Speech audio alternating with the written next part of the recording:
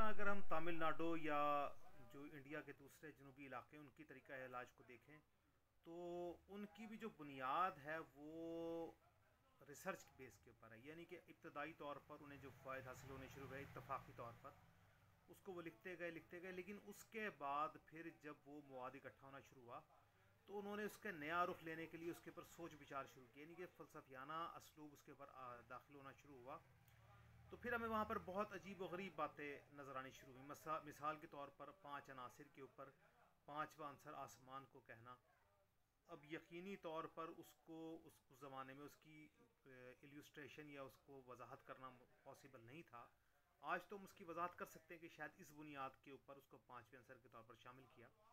اسی طرح اور بہت ساری چیزوں کو ہم دیکھتے ہیں کہ اس کے اندر فلسفیانہ رنگ تقریباً دنیا کی ہر طب کے اندر موجود ہے۔ فلسفیانہ رنگ اس لیے کہ ہمیشہ سے یہ سوال انسانی ذہن میں ارتقائی طور پر موجود تھا کہ اگر یہ کچھ ہوا تو کیوں؟ There is always a big why in the minds of Homo sapiens. تو انسانوں کے ذہن میں ہمیشہ، اور انسانی تمدن میں ترقی کی سب سے بنیادی وجہ بھی یہی چیزیں تھیں۔ اب اگر ہم اس کو روکیں تو ظاہر ہے ہمارے لیے نقصان دہ بات ہے۔ اب ہم چلتے ہیں آگے، ان کی ارتقائی طور پر ہم دیکھتے ہیں باقاعدہ طور پر سقراط اور بقراط اور ارسطو، یہ ہمیں وہ 3 بنیادی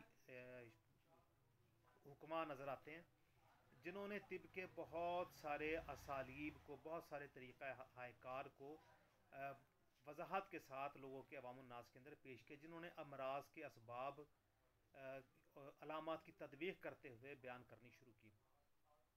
تقریباً 32 عیسوی تک، یعنی کہ حضرت عیسیٰ کے بعد 32 سال تک ہمیں یونانی اور رومی مختلف حکماں نظر آتے ہیں۔ اس کے بعد ایک ایسا پیریڈ آنا شروع ہوتا ہے جس کے اندر ہمیں بڑے حکماں نظر نہیں آتے، کیونکہ جو آخری بڑا حکیم ہمیں نظر آتا ہے وہ گیلن نظر آتا ہے، یعنی کہ جالینوس۔ اس کے بعد کوئی ایز سچ ہمیں بڑا حکیم نظر نہیں آتا۔ اس کے بعد مسلم ایرا شروع ہوتا ہے، تقریباً 652 میں ہمیں تجرباتی اور مشاہداتی جو نظریات نظر آنے شروع ہوتے ہیں۔ ہمارے آقا کریم صلی اللہ علیہ وآلہ وسلم نے بھی طب کے حوالے سے کچھ احکامات بیان فرمائے، جس طرح کم کھانا، اور ہمارے آقا کریم صلی اللہ علیہ وسلم کا جو طریقہ ہے کار تھا وہ یہی تھا کہ بہت کم مقدار میں خوراک تناول فرماتے، اسی طرح پینے میں بہت کم فرماتے۔ اسی طرح کچھ اشیاء نبی کریم صلی اللہ علیہ وآلہ وسلم نے مثلا جنگوں میں خون کو روکنے کے لیے، زخموں کو بھرنے کے لیے جو کپڑوں کو جلا کر اس کی راکھ بنا کر زخموں پر لگا کر خون روکنا، اسی طرح زخموں کو ٹھیک کرنے کے لیے برگ مہندی یعنی کہ ہنا کا استعمال کرنا، انفیکشن کو کنٹرول کرنے کے لیے قسط شیریں کا یا کٹ کا استعمال نبی کریم صلی اللہ علیہ وآلہ وسلم نے بیان فرمایا۔ اسی طرح حضرت سعد کو دل کے مرض کے لیے جو اجوا کھجور کٹلی سمیت کوٹ کر استعمال کروانے کا فرمایا۔ تو ہمارے آقا کریم صلی اللہ علیہ وسلم نے اسہال یا دست کے لیے ایک صحابی کو شہد میں پانی ملا کر پینے کے لیے تلقین کی۔ تو ہمیں نظر آتا ہے کہ اب یہ مشاہداتی اور تجرباتی تدوین آنا شروع ہوئی۔ اس کے بعد ہمیں ایک کیمسٹ نظر آتے ہیں ابتدائی دور میں۔ اس کے بعد تقریباً 8ویں صدی ہجری کے اندر باقاعدہ اسلامی مسلمان حکماں، جو کہ ابتدائی طور پر عیسائی جو حکماں تھے ان کے کچھ شاگرد بھی تھے، لیکن ان میں سے بہت سارے حکماں تھے جن کا اپنا ذاتی اسلوب تھا، اپنا طریقہ کار تھا۔ ان کے اندر ابن الحیثم تھے، اس کے اندر ہمیں اپنا بولی سینا رحمۃ اللہ علیہ نظر آئے، رازی نظر آئے، اس کے اندر بہت سارے ہمیں کیمیا دان نظر آئے، اس کے اندر ہمیں ماہر طبیات نظر آئے۔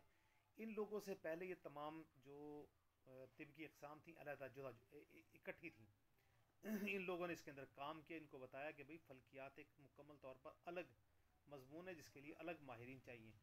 جب یہ کام بغداد کے زیر اثر ہو رہا تھا تو اسی زمانے میں یہ سارا کام اندلس کے زیر اثر بھی ہو رہا تھا، اور اندلس میں بھی بام عروج کو اس میں پہنچایا گیا۔ اندلس کے جو حکماں تھے انہوں نے بھی طب میں اپنا لوہا منوایا، لیکن سقوط غرناطہ کے بعد تقریباً 1200 کے بعد ہمیں اسپین میں، یورپ میں ایز سچ کوئی بڑا مسلمان حکیم نظر نہیں آتا۔